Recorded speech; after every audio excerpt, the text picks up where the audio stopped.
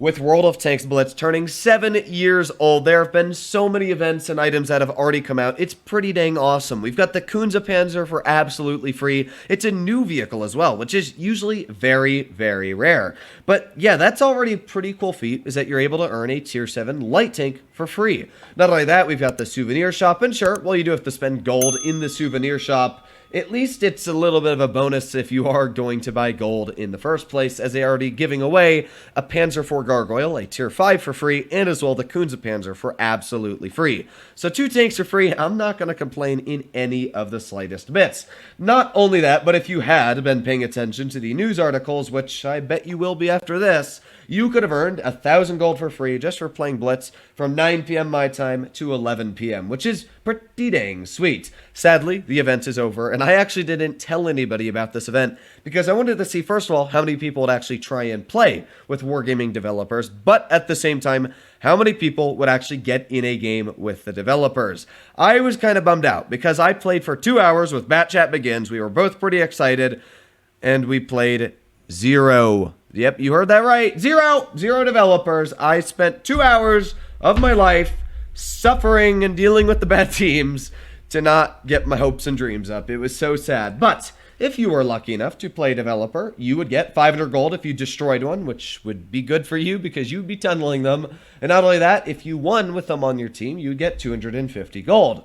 So that's pretty cool, actually. You were able to be making gold. Now, sadly, it had a cap of 1,000 gold. I wish it didn't have a cap, but at the same time, that cap pretty much didn't matter because if you were like me, you would be lucky if you got to hear about seeing a developer in World of Tanks Blitz. Now, the reason it seems like it was so hard to find one was because, first of all, Torque played on the EU server, to what I'm aware, so this is actually not NA. But if you were on NA, there was only one player there, which was Rebel Stripe. So that kind of sucks. If you were on EU, it was probably just Torque.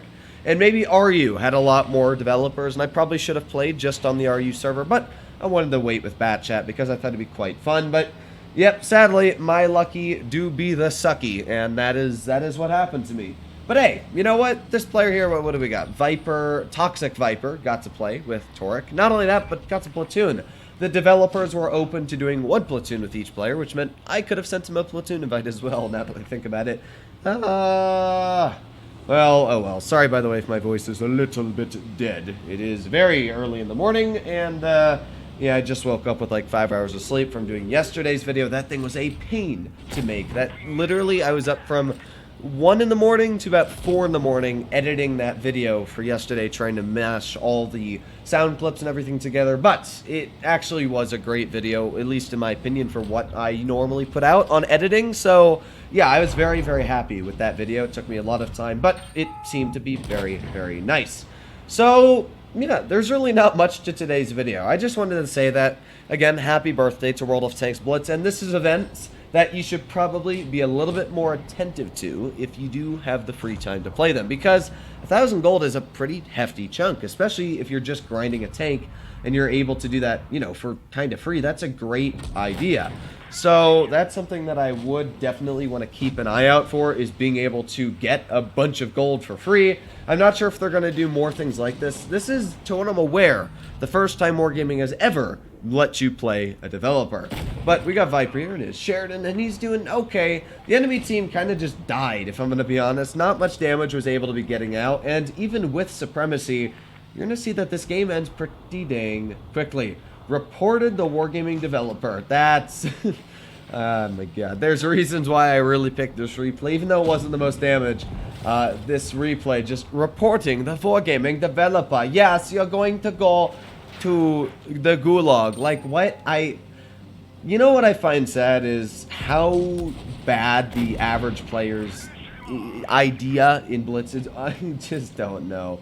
The sad part is I can't even tell you if that player was joking or if he was actually being serious. But yes, cursing in front of a Wargaming developer. I am very big brain.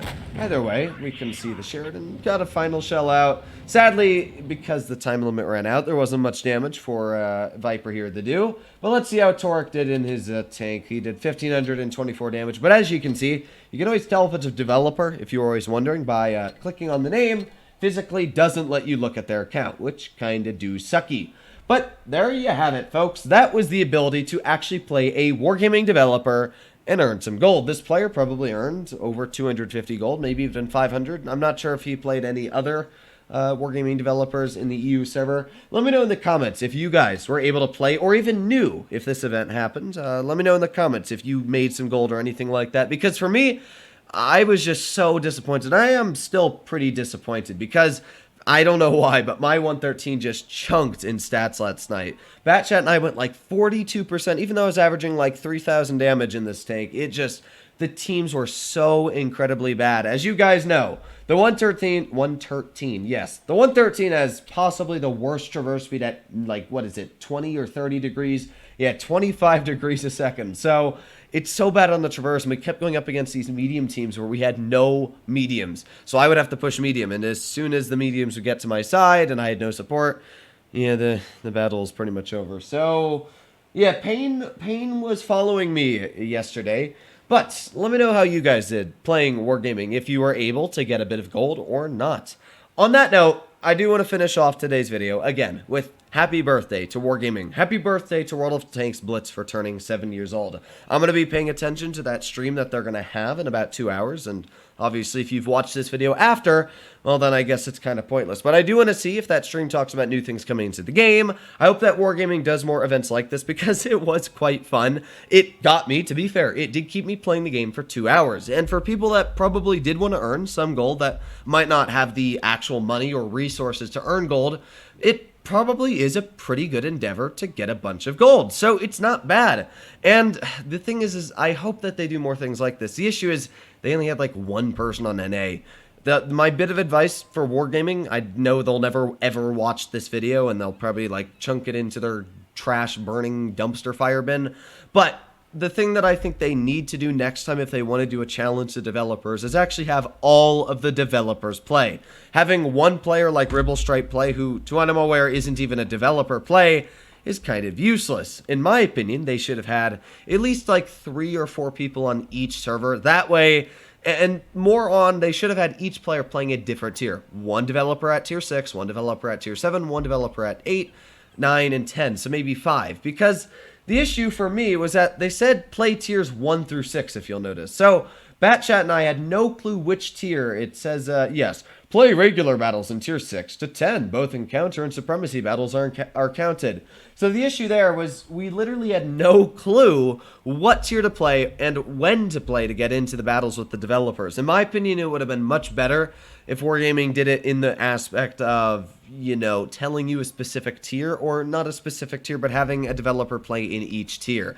That would have been much more beneficial in my opinion. But I still think it was fun. Hopefully, all of you enjoyed today's video. If you want to see more like it, please consider smashing that subscribe button down below. Stay happy, stay healthy, and I'll be seeing you in the next one. Bye-bye.